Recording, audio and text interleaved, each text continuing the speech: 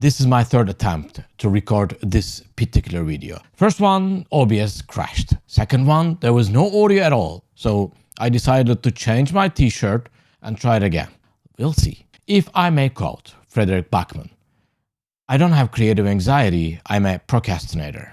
I've been thinking to upload a video to this channel for a while, actually for months, but here we are. And normally this should be the 5th video in the row, but I couldn't stop myself smiling about this book. So here we go. Merhaba. My name is Kemal Görey. I'm a media composer based in Istanbul, identify as blind and for sure in love with audiobooks. And there's no better story than Project Hail Mary to tell you why. Spoiler alert, this book is not for your eyes to read, but for ears to listen. And I pump into the microphone. All right. Project Hail Mary is a hard sci-fi novel, and here is the premise. A guy wakes up in a spaceship in a medical bay, to be precise, more on that later, only to realize he's the sole remaining crew member. There's a mission, stakes are extremely high, but the thing is, he even doesn't remember his name. And we follow along the story with him. I will not give you any more information than that, because I would like you to experience the story as a first-timer, completely fresh, if possible. I think one of the best descriptions about this book came from a friend of mine. She said, Kemal, this book makes you feel warm and cozy, and I agree with her. The pace of this book, just freaking amazing. A real page-turner. You're constantly wondering what will happen next, which is kind of unexpected. Andy Weir really likes to get into the nitty-gritties of the science. He thrives on that. But somehow he manages to make it accessible, understandable, and likable, even for a non-native English speaker like myself who graduated from Fine Arts College. Alright, I admit I'm kind of a nerd. I like those kind of stuff. But still, English is my second language, and apparently, and obviously I'm stuck at it, still, it was pretty easy to follow even for me, even for an English as a second language speaker. Making physics, biology, mathematics entertaining is the ultimate success of Andy Weir. Maybe I should say one of the ultimate successes of Andy Weir, because, you know, the character building, the pace, all just awesome. You follow the story from a first-person perspective. You live in the mind of the protagonist, Ryland Grace. You smile with him, you get angry with him, you get nervous with him, get upset, and laugh out loud, believe me. This production literally takes you out of your comfort zone. Many times I found myself laughing out loud in a public... Many times I found myself laughing out loud in a public... Most of the time I found myself laughing out loud in some kind of public space, like a train, a subway station, a cafe, and you know, people just like start looking at you like, what are you laughing at, buddy?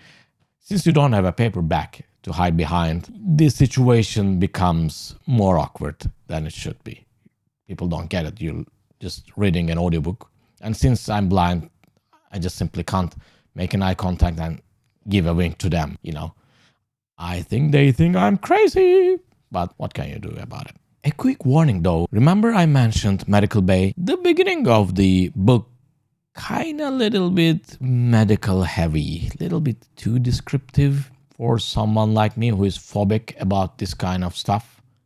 Be warned, you know, it will pass, but still, this is a book you feel sad when you finish it, because you're not just ready to say goodbye to your friend, to the protagonist, to the other characters. Some authors do that to you, and Andy Weir is one of them.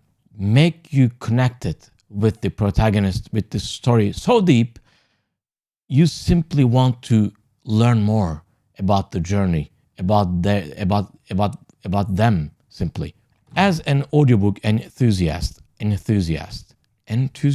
anyway, as an audiobook enthusiast, I have to point out the obvious. Even though story is great, if narrator's voice does not click with your ears, or there are problems with the production quality, you will stuck with two options. You will either suffer through to be able to finish the story, or you just press the pause button and browse for a different title. For me, even though plot time to time fails to keep my attention, sometimes I kind of keep listening just because of the performance purely. Don't get me wrong, Andy Weir is great, and I'm probably willing to suffer through anything to be able to experience his writing style. But Ray Porter, come on.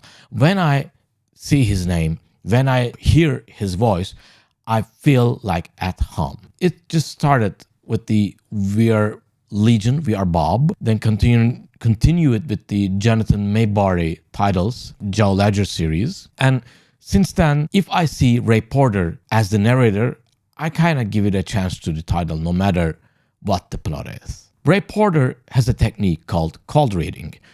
He mentions about that time to time. It's a technique that simply the narrator jumps into the booth and read the book for the first time and recording it at the same time. It increases the error ratio, but he says that way he can express the natural excitement, surprise, or anger with the audience. So I think it quite worked out because I really lost myself in his narration most of the time and can't stop listening. And actually, if you decide to read this book, there's a time you will realize that this story literally designed for ears instead of eyes. Yeah, sounds crazy, but you will get it. Even though you kind of a person, you prefer to consume books by reading rather than listening, I want to suggest to give it a try. Because first, yes, this story has something really special. Second, Ray Porter is quite a legend. Third, the Audible Studio productions are just perfect. I think they carry the golden standard in the audiobook recording industry. The sound is transparent, rich, and just perfect. I also know that Ray Porter has spent a great amount of time to pick the correct microphones for his voiceover style. So I think you should give it a try, even though you're not familiar with this medium. You will not regret it. Well, what about ESL speakers, my ESL fellows, just like me? Is that book accessible or the language is dense? If you ask me, I think listening a book instead of reading gives you a great advantage from an English learning perspective, because you will have the tone of the voice, the nuances with the text itself, and it would make easier, even way easier, to get things, catch things out of the context, from the context, even though you don't know a particular term, a word, and it will passively but constantly will improve your vocabulary. I highly recommend to try that. But for this book in particular, I think Andy Weir's language is pretty accessible, straightforward, even though he uses many scientific terms, science-related vocabulary, engineering terms and such. He kind of makes it accessible. And because most of these terms are universal in many languages, and because English is the lingua franca, I think you won't have much trouble while you're listening or reading this book. But again, audiobook might give you a slight but important advantage on the matter. Try and see. And the thing is, if you still in the journey of mastering in English, like me, motivation is everything. If you're not into a genre, even the simplest book will give you the headache. But let's say if you are a fantasy fan and you want to read Lord of the Rings, but you're aware of that the language is dense, I think you should still give it a try, because the motivation will drive you to continue to read or listen and will make you solve the problems, make it work. But if the genre is not right for you, then the simplest sentences like "my name is XYZ" will give you the headache. So keep that in mind. But it's safe to say that both Andy Weir the author and the reporter, the narrator, will give you all the help you need. They're just great. They just done a great job, both of them. All right, that's it. That was my take on the project Hail Mary by Andy Weir and narrated by the great reporter. Woo! That was intense. The little goblins inside my head keep telling me I'm a disaster, this video is a train wreck, and the YouTube police will look for me, will find me, and kick me out from the platform. I hope they will not. I hope there's no such thing as YouTube police. I'm being weird. I'm an idiot. All right, let me know what you think about this book. Did you ever try to listen it? Did you decide to read it from the paperback? And what do you think about the story? And also, you know if you know it. So like if you liked, subscribe if you're into this kind of stuff, and ding the bell icon if you can find it. Google constantly changing the layout. It kind of drives me crazy. All right, until the next time, keep listening.